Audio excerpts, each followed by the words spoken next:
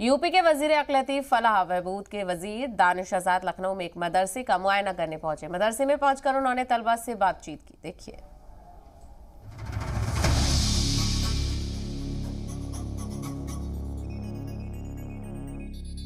UP में मदरसों के सर्वे का काम भले ही 20 अक्टूबर को पूरा हो चुका हो, लेकिन मदरसों पर जारी सियासत थमने का नाम नहीं ले रही है। इस मुद्दे पर अपोजिशन योगी सरकार को निशाने पर लिए हुए है, जबकि योगी सरकार मदरसों को जदीद बनाने की दलील दे रही है। मदरसों में किस तरह की तालीम दी जा रही है, इसका जायजा लेने के लिए यूपी सरकार के वजीर अक़लियत फलाह दानिश आजाद अंसारी एक मदरसे में पहुंचे। यहाँ पर वजीर जी ने न सिर्फ मदरसे के हालात का जायजा लिया, बल्कि तलबा से भी बात की। दानिश अंसारी इसके बाद मदरसे की दूसरी क्लास में दाखिल हुए और तलबा से रियाजी समेत दूसरे मौज़ूआत पर चर्चा की।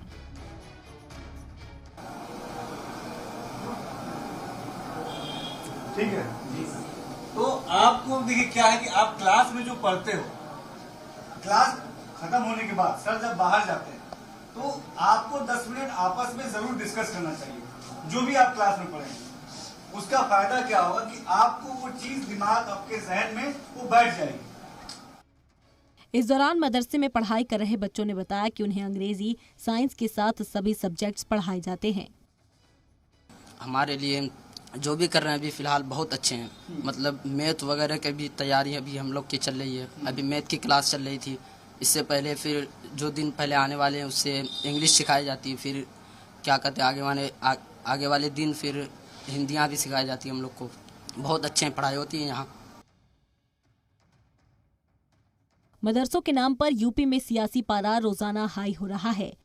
अपोजिशन योगी सरकार की मंशा पर सवाल उठा रही है, तो वहीं सरकार मदरसों को एडवांस एजुकेशन सिस्टम से जोड़ने का दावा कर रही है। ब्यूरो रिपोर्ट, जी मीडिया।